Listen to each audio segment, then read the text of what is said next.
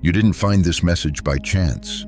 Something in you has grown tired of the noise, the endless spinning of wheels, the constant demand to do more, fix more, prove more, and somewhere between the inhale of effort and the exhale of exhaustion, you began to suspect the truth. Maybe creation was never supposed to feel this heavy. You've been taught that value equals struggle, that the universe rewards those who grind, who force, who never rest. Yet beneath that inherited program lies a deeper current, silent, exact, mercifully simple. It whispers, not shouts. The less resistance in your field, the faster reality responds. Imagine a tuning fork. Strike it once, and every matching frequency in the room hums in agreement. It doesn't plead, it doesn't chase, it simply resonates.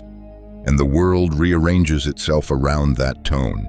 That is how manifestation truly works, not through repetition or strain, but through resonance. Quantum physics hints at this. Beneath the visible world exists a quiet ocean of probability, pure potential, waiting for direction. But that direction does not come from effort. It comes from coherence. When your signal steadies, when your inner noise softens, the wave collapses. Possibility becomes form. This is the simplicity principle. It is not laziness. It is precision. It is not avoidance. It is alignment. It is the art of doing less so that being can do more. You've spent lifetimes learning how to control. Tonight, you remember how to allow. Because the moment you stop chasing outcomes and start stabilizing your signal, life no longer resists you. It begins to echo you. And this moment, this breath, right here, is your first collapse. The shift from noise to knowing. The instant you stop searching for the current and realize you are the current. The moment you remember you are the current, something begins to rearrange itself. That quiet awareness you touched in the last breath becomes a key one that unlocks not the doors of matter, but the perception that keeps them closed.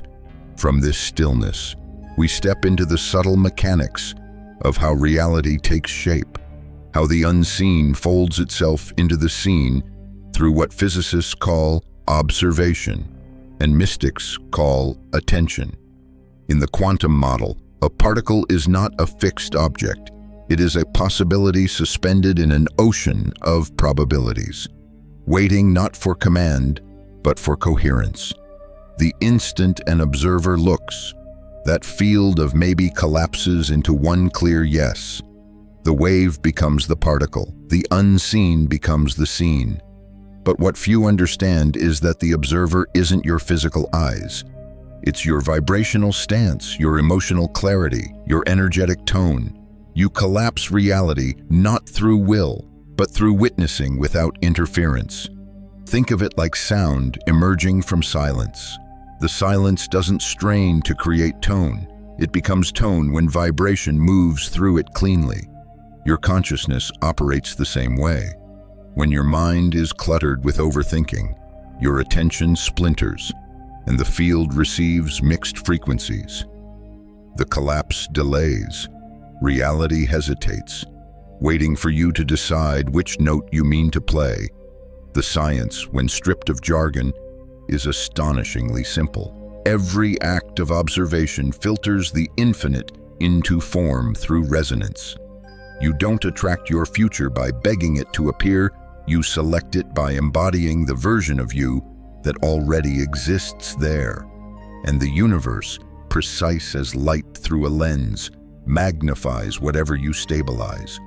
But here's where the paradox reveals its edge. Most people never allow the collapse because they confuse intensity with clarity. They focus harder, affirm louder, visualize longer, all in an effort to command the field, when the field is only listening for one thing, a coherent signal. You may notice how this mirrors the body's own intelligence. When you breathe deeply, your nervous system steadies. The heart and brain synchronize. The chaos of scattered thought begins to align into rhythm. That physiological coherence is not metaphorical, it is measurable. And as your inner oscillations harmonize, you broadcast a cleaner pattern into the quantum substrate. In that precision, the universe is not coerced, it's invited. Allowing isn't passive, it's participatory alignment. It's the act of becoming still enough to let probability organize itself around your certainty. You stop trying to make the world listen and instead become the frequency it cannot ignore. And yet, this simplicity unsettles the mind trained for control. It wants to intervene, to analyze, to add one more affirmation, one more ritual. But every addition creates friction. Every doubt disguised as diligence sends a tremor through your field. What if, instead, you practice the science of allowing the art of collapsing reality through quiet precision? Picture a sheet of water trembling in a bowl. Each thought, each emotion sends ripples across the surface. When you settle into presence, the surface stills, and suddenly reflection appears. The image is clear not because you forced it, but because you ceased to disturb it. That reflection is your world. So, consider this what-if observation is not about watching reality, but embodying readiness.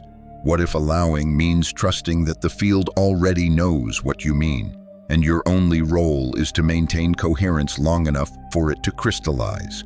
In that light, manifestation becomes a dance between awareness and surrender, the physics of participation without pressure.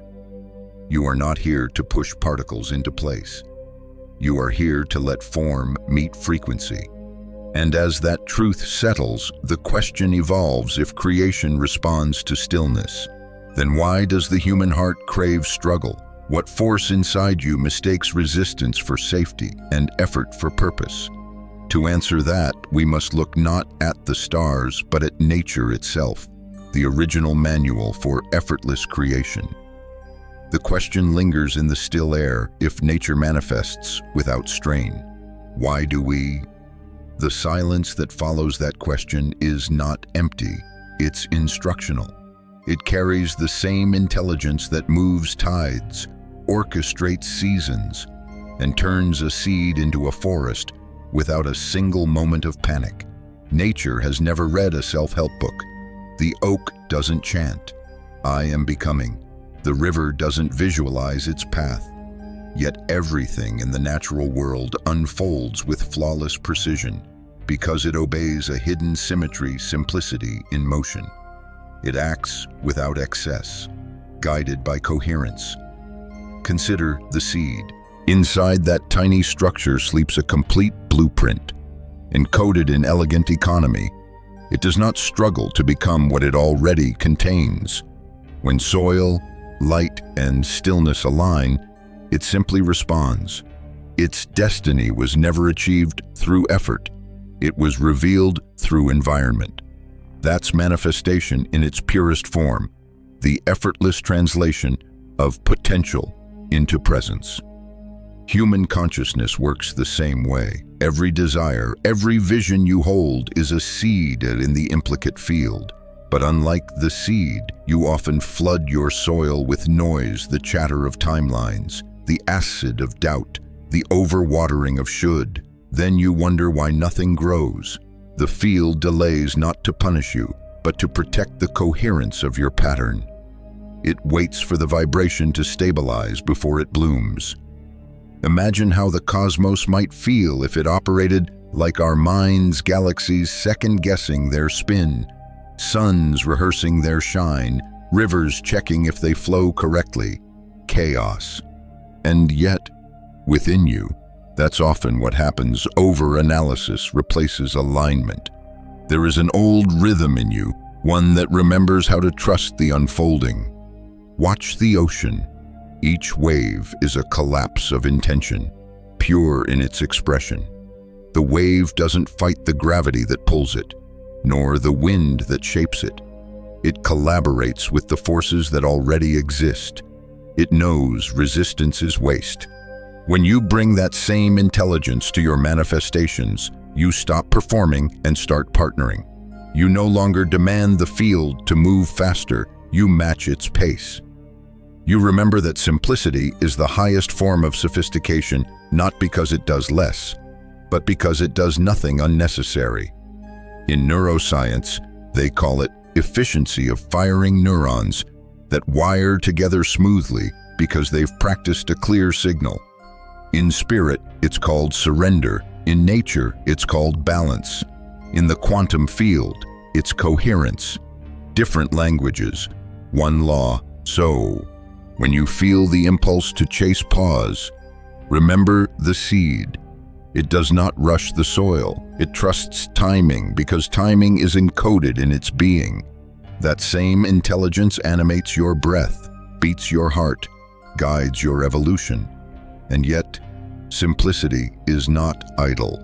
The tree does not sleep through its becoming. It expands, slowly, invisibly, deliberately. It drinks the rain and transforms light into food collaboration, not coercion. That is how your desires come alive through partnership with the environment of consciousness, not battle against it. You may begin to notice how every sacred teaching echoes this law. The Tao calls it Wu-Wei, effortless action. Jesus framed it as consider the lilies. Science names it entropy's dance toward equilibrium.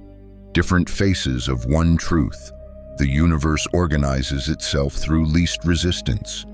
Your task, then, is not to add more force, but to remove what obstructs natural flow, to stop adding friction where only stillness belongs, to become the space through which reality remembers its shape. Because when your field is clear, when your emotional atmosphere matches the purity of that seed awaiting light, the universe does what it's always done. It grows you into form. And yet the human mind resists this softness.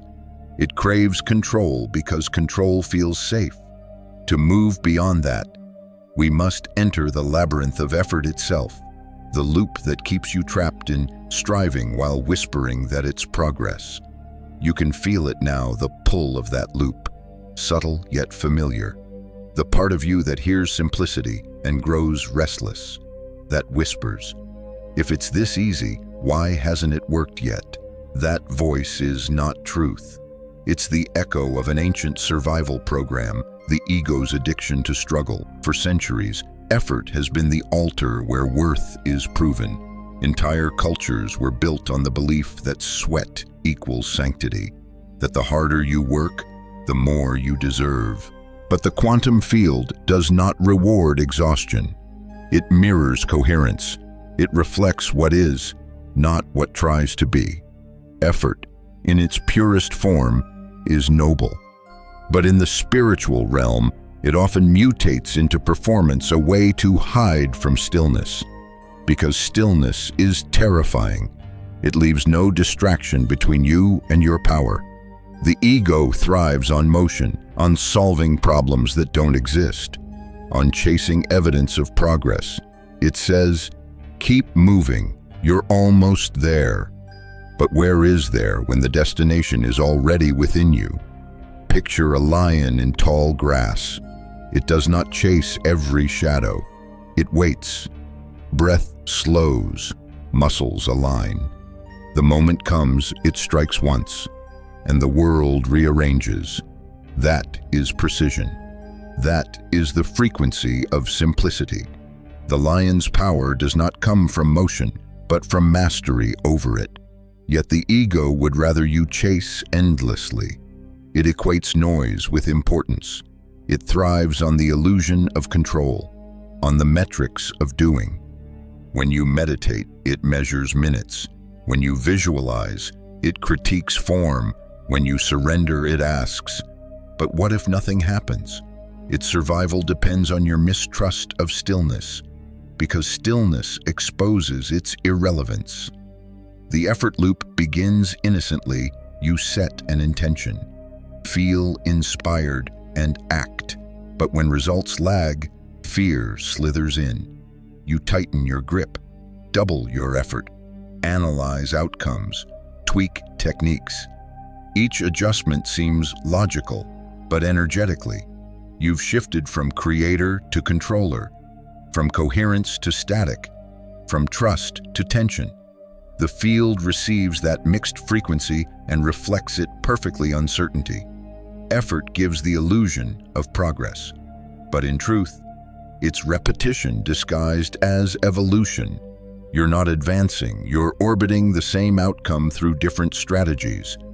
It's spiritual busywork, elegant procrastination. The ego loves this because motion feels like meaning, but simplicity dissolves this illusion. It whispers, "Stop trying to earn what you already are to escape the loop." You must see its architecture. It's built from fear that ease means apathy, that stillness equals failure. Yet neuroplasticity shows us that repeated emotional states reshape the brain. When you practice rest without guilt, alignment without urgency, you rewire your nervous system to equate stillness with safety. From that safety, coherence blooms. You've been conditioned to believe that surrender is weakness, but surrender is precision in disguise. It's how electricity moves through copper, how sound travels through air. No resistance, no clutter, just pure conductivity. Ask yourself what drives your effort, the desire to express or the fear to fail. The first expands, the second contracts. The first aligns you with creation, the second entangles you in survival. When you act from fear, you broadcast noise. When you act from clarity, the field answers instantly. This isn't about abandoning action. It's about refining its origin. Action born of trust feels light, clean, deliberate. It doesn't burn you, it channels you. The difference is vibration, not volume. So the next time the loop calls, inviting you into the old dance of overdoing, pause. Let silence interrupt the ritual. Feel the body exhale. Listen for that faint hum beneath the static, the sound of the field aligning. That's simplicity returning. Because the ego's reign ends not with argument, but with awareness. You don't defeat it. You outgrow it. You stop feeding it your attention, and it dissolves like mist in morning light. And once the noise fades, what remains is coherence. Emotion becomes the new compass, not thought. The heart becomes the observer. The next layer of manifestation reveals itself not in effort, but in feeling. When the ego's static begins to fade, what remains is not emptiness, it's resonance. The quiet hum that follows effort's collapse is the sound of your emotional field coming online. This is the point where the science of manifestation and the art of being finally meet coherence. You may have been taught that observation means watching, but in the quantum world, observation is vibration.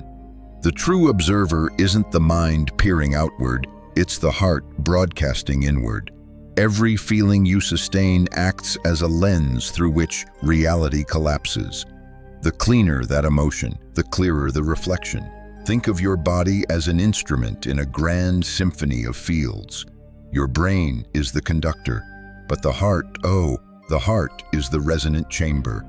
Research in neurocardiology suggests that the heart sends more signals to the brain than the brain sends to the heart. This isn't poetic flourish, it's biophysical fact. The rhythm of your heart shapes the rhythm of your thoughts. When the two are synchronized, your entire electromagnetic field becomes coherent, ordered, luminous. And coherence is not only measurable, it's magnetic. Incoherence, however, distorts creation. When you affirm abundance but feel fear, when you visualize love but radiate unworthiness, the signal scatters. The field doesn't judge, it simply mirrors. The result is not punishment, it's feedback. Every delay is data, pointing you toward emotional precision. Imagine you're tuning an old radio dial. If you're even slightly off frequency, the music crackles. You twist harder, frustrated. But it's not effort that clarifies the sound, it's alignment. a subtle turn, a breath, and suddenly, the static dissolves. That's what coherence feels like the moment the inner noise falls away and your emotional tone locks onto the truth of your desire. And here's the hidden key: coherence isn't created through control, it emerges through permission. It appears when you stop forcing emotional states and begin allowing them. Many people try to feel high vibe as if emotion were a checklist. But real coherence happens when you become honest. When you let your fear be seen, your grief be heard, your hope be felt not as obstacles, but as frequencies seeking integration. Once acknowledged, they harmonize. The HeartMath Institute found that when people generate emotions like gratitude or compassion for even 5 minutes, their heart rhythms become smooth and rhythmic. Brain waves follow suit. The electromagnetic field surrounding the body grows stronger and more structured. That field extends several feet from you, interacting with everything around it, an energetic language written in feeling. So, when you sit to manifest, the question isn't, do I believe enough, but am I coherent enough? Because coherence is belief embodied, not imagined. It's the signature the universe reads instantly. Let's bring it closer. Think about a moment when you knew something before it happened, a text you felt before it arrived, a person you thought of who suddenly called. Those weren't coincidences, they were coherence events. Your field had already synchronized with the probability before your senses caught up. The emotion stabilized the timeline, and reality followed your resonance.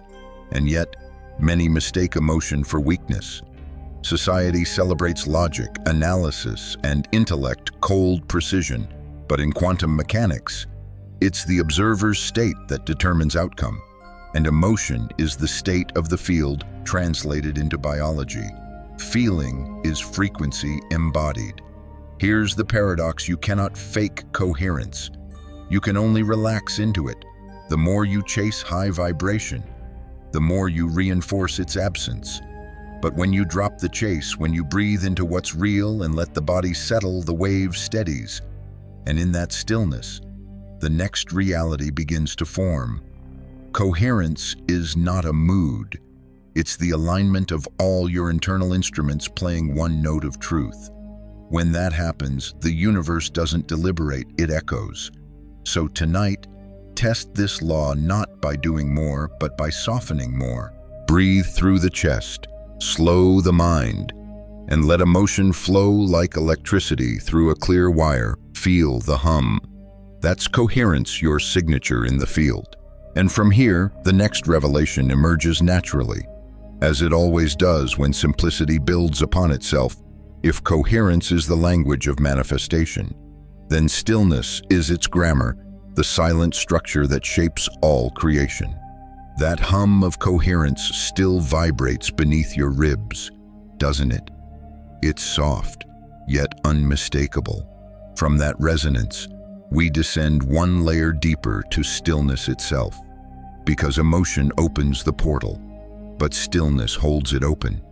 Without stillness, coherence collapses back into noise. In physics, stillness isn't absence, it's balance. Every motion, every fluctuation in the quantum field oscillates around a central equilibrium point. That point isn't empty, it's pregnant with potential. It's the void before the Big Bang, the pause before sound, the invisible tension that allows form to emerge. Stillness is the womb of creation. You've glimpsed this in your own life. Think of those rare moments when time seemed to slow, when intuition cut through the noise, when clarity descended like a quiet wind. That wasn't coincidence, it was coherence meeting stillness. Your observer field stabilized so completely that probability had no choice but to condense into form. Quantum experiments echo this mystery. Physicist John Wheeler's delayed choice experiment suggested that even after a particle has traveled, the moment of observation can rewrite its past. Meaning consciousness doesn't just respond to matter, it organizes time itself. When you observe from stillness rather than reaction, your awareness edits the script of reality. The past becomes clay, the future fluid, but this level of influence demands purity of presence. Reaction muddies the wave, observation clarifies it, and yet most people confuse the two. They call it manifestation, but what they're really doing is monitoring, checking, doubting, refreshing, searching for signs. That's not observation, it's surveillance. Surveillance carries the vibration of mistrust, and mistrust sends conflicting signals into the field. True observation feels different. It's weightless. It's a gaze without grasping, a still attention that says, I know it's already done. You can sense it in nature, the hawk hovering motionless on an updraft, wings steady, waiting for the invisible current to reveal what's next. Stillness is not doing nothing, it's doing exactly enough. Neuroscience supports this ancient knowing. During deep meditation, the brain's default mode network, the circuit of self-reference and rumination quietly powers down. In its place, synchronization increases across distant brain regions. The mind stops scattering and starts integrating. What emerges is not dullness, but heightened perception. The silence becomes signal. In spiritual language, this is called the 0 point, the state where polarity resolves and potential blooms. It's the space where I want transforms into I am, not through affirmation, but through absorption. Stillness absorbs desire into being, and yet stillness terrifies the untrained ego. It fears irrelevance in silence. That's why distraction has become the modern addiction, because stillness feels like surrender, and surrender threatens control. But control is only a story the mind tells to avoid intimacy with power. In truth, stillness is not emptiness. It's intimacy with source. When you enter stillness, you're not waiting for reality to change. You're aligning with the version where it already has. Your awareness becomes the bridge between timelines. From that bridge, creation no longer feels like effort. It feels like unfolding. Let's make it visceral. Picture a calm lake at dawn. Mist hovers, sunlight stretches across the surface, and in the mirror of that water, the sky recognizes itself. That's what your field becomes in stillness, a reflective interface where consciousness sees its own image and says, let there be. If coherence is sound, stillness is silence, and together they form the symphony of creation, the rhythm and the rest, the vibration and the void. Too much motion, and the song distorts. Too much silence, and it never begins.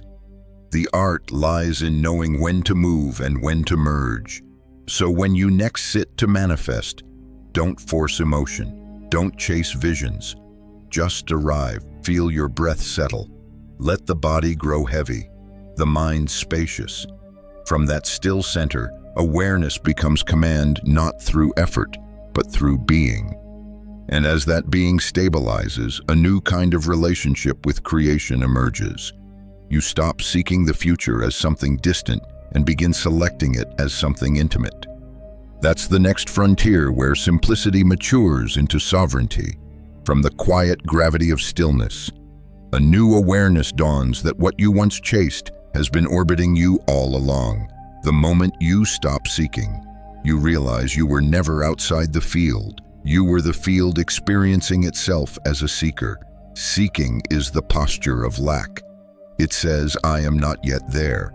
Selecting is the posture of sovereignty. It says, of all the infinite possibilities, I choose this one to experience. The difference is everything. The first vibrates as longing, the second as knowing. Imagine standing before a cosmic menu, endless timelines shimmering like constellations. Every version of you already exists here, the fulfilled, the healed, the abundant, the peaceful. You don't summon them into being, you tune to their frequency. And as you stabilize that resonance, The hologram of reality rearranges around your new selection. This is not fantasy, it's mechanics. The quantum field does not create new matter, it reorganizes potential. Each thought, each emotion acts as a tuning fork. When coherence meets decision, probability collapses into preference. You are not attracting, you are aligning. But most people remain seekers because seeking feels safer than selecting. Selection implies commitment, and commitment carries risk. What if it doesn't work? So the ego keeps you in perpetual pursuit, collecting techniques, chasing synchronicities, declaring, "I'm getting closer." Yet the field doesn't respond to closeness. It responds to clarity. There's a story in that tension, a story humanity has carried for eons, that worth must be earned. You seek because you secretly doubt your permission to receive. But the field does not operate by permission, it operates by resonance. It gives not what you deserve, but what you match. Look at light passing through a prism. Each color already exists within the beam, but only the angle of observation decides which wavelength emerges. Your consciousness is that prism. Change the angle, and a different color, different timeline reveals itself. You didn't create new light, you simply allowed new perception. Selecting is not passive, it's active faith. It's the still yet decisive stance of a tuning fork that knows its pitch. It's when you stop asking the universe for proof and begin embodying the frequency of completion. You live from the answer, not toward it. To practice this, begin simply choose a reality and let your choices, small, physical, emotional, echo that version of you. Speak as that self, rest as that self, decide from that self, not pretending but remembering, because memory in the quantum field isn't bound to time, it's recognition of resonance. You might ask, what if I choose wrong? You can't. You can only choose unconsciously. When you choose from alignment, the selection harmonizes across dimensions, body, mind, emotion, field. The outer world reorganizes not by force, but by symmetry. Notice how life responds differently when you select rather than chase. Opportunities appear without your pursuit. People mirror your steadiness. Synchronicities cluster around your certainty like iron filings to a magnet. That's the field recognizing its own pattern. And here's the quiet irony: selection requires less energy than seeking, yet yields more transformation, because seeking scatters attention outward, while selecting concentrates power inward. Focus becomes gravity, and gravity bends reality. This is why simplicity matters. Complexity divides your signal. Simplicity refines it. You don't need multiple techniques, you need one clear stance: I am the selector. When you live this truth, even your thoughts slow down. You no longer bargain with possibility, you collaborate with it. And in that collaboration, effort dissolves completely. From here, a deeper current begins to move through you. Trust, the silent faith that your selection is already unfolding in the unseen. But trust isn't just emotional comfort, it's a frequency that organizes matter. To step into that power, we move next into the architecture of trust itself, the invisible magnet that turns selection into manifestation. Trust is the invisible bridge between your selection and its embodiment. Without it, the current falters. With it, the universe rushes to meet you. From the moment you choose, trust becomes the atmosphere through which creation travels, an unseen medium more powerful than any affirmation. You've felt this before, the difference between effort and ease, between forcing and flowing. When you trust, the field aligns like a compass returning north. When you doubt, it scatters, searching for coordinates that keep changing with every anxious thought. Trust is not a mood, it's a stabilizing frequency that tells the universe. The signal is steady, proceed with collapse.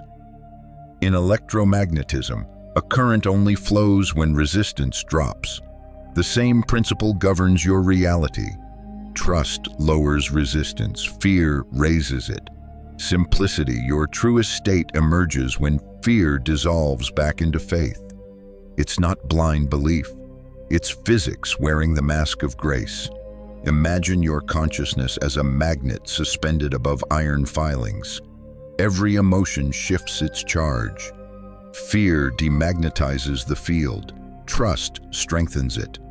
When you emit a coherent signal of faith, quiet, unwavering, the particles of probability begin to arrange into pattern. You don't force them, you stabilize them. The heart math researchers once measured how coherent trust changes the body's electromagnetic field. Heart rate, breath, and brain waves synchronized into a single rhythm, creating a measurable halo around the human form. The body became an antenna of alignment, radiating order. And order, in the language of the field, equals manifestation. Trust is the silence after the choice, the rest note that gives music its meaning. Most people try to fill that silence with effort because waiting feels unbearable. They confuse momentum with movement. But in quantum law, the still interval is the movement. It's the phase where invisible particles rearrange themselves to match your declaration. To interfere is to interrupt assembly. So you wait, but not passively. You breathe in alignment, act from faith, walk as if gravity itself has been rewritten to favor your path. This isn't delusion, it's participation in resonance. When you move from trust, even uncertainty becomes fuel. Every delay becomes calibration. Trust also reprograms your nervous system. Each time you release control and witness synchronicity arise, your body learns safety and surrender. Neurochemically, cortisol drops. Dopamine rises not from chase, but from coherence. Your physiology begins to mirror the same laws. The quantum field obeys stability through simplicity. Think of a symphony again. When every instrument trusts the conductor, harmony unfolds effortlessly. If each musician panics, trying to lead, noise returns. The conductor, in this metaphor, is the field. You are both the instrument and the melody. Trust allows you to play in perfect time without rushing the beat. And yet, the ego resists. It whispers that trust is naivety, that faith is weakness, that control is safety. But control is only counterfeit security, rigid and fragile. Trust, on the other hand, is fluid and invincible. It bends without breaking, adjusts without collapsing. It is the state that nature itself abides by. The river trusts gravity, the tree trusts light, the sun trusts dawn. You may notice how trust alters perception. The same delay that once felt like rejection begins to reveal itself as orchestration. The coincidence that once seemed random becomes reassurance. The more you trust, the more evidence appears, not because the universe changes, but because your awareness tunes to the frequency where proof already existed. In that realization, effort becomes obsolete. Manifestation transitions from problem solving to participation. You no longer ask if it's working, you know it is. The field mirrors your steadiness, not your striving. And yet, trust is not the end of the journey. It is the bridge leading to embodiment, the stage where simplicity no longer exists as philosophy, but as physiology, where belief moves from idea into the nervous system itself. Because if the body cannot feel safe in simplicity, the mind will recreate struggle. To anchor this, we turn inward to the circuitry of the human vessel, where consciousness becomes biology and vibration becomes flesh. Trust has a texture, you can feel it in the body before you understand it in the mind. When trust deepens, breath slows, shoulders soften, the belly releases its constant hold on survival. And in that instant, the nervous system, the true bridge between consciousness and matter, remembers what it means to be safe in simplicity. Every manifestation, no matter how cosmic, is routed through this living circuitry. The heart, the gut, the vagus nerve all act as translators between vibration and biology. You can visualize all you want, but if the body is signaling threat, the field interprets that static as not yet. The collapse delays. The wave wavers. Embodiment is coherence made physical. It's when thought no longer hovers as abstraction, but pulses through muscle, pulse, and bone as truth. It's the difference between saying I am abundant and feeling abundance as warmth in your chest, ease in your breath, safety in your cells. The first is wishful thought. The second is quantum command. Neuroscience hints at this hidden bridge. When you breathe deeply and intentionally, the parasympathetic nervous system activates, lowering resistance across every physiological channel. Heart rhythm smooth, brain waves synchronize. The mind stops predicting disaster and begins transmitting possibility. You literally become more conductive to creation. Think of your nervous system as the instrument through which the universe plays its music. Every tension is a string pulled too tight, every surrender a return to perfect tuning. When you relax, the sound clears. When you rest in coherence, reality hears the melody and harmonizes. But embodiment doesn't mean sitting in perpetual serenity. It means being able to feel everything without losing your center. Simplicity doesn't erase complexity, it absorbs it, transforms it into clarity. That's the art of embodied manifestation, neutrality in motion. You might begin to notice how the old habits of striving are stored not in your thoughts, but in your fascia, your posture, your breath, the shoulders that brace for disappointment, the jaw that holds back unspoken fear, the shallow breath that whispers, I must be ready to fight. These are not flaws, they are echoes. Echoes of a world that taught you safety comes from control. To embody simplicity, you don't need to fight those patterns, you need to retrain them through gentleness. When you breathe into the belly and whisper internally, it's safe to receive. You're not performing affirmation.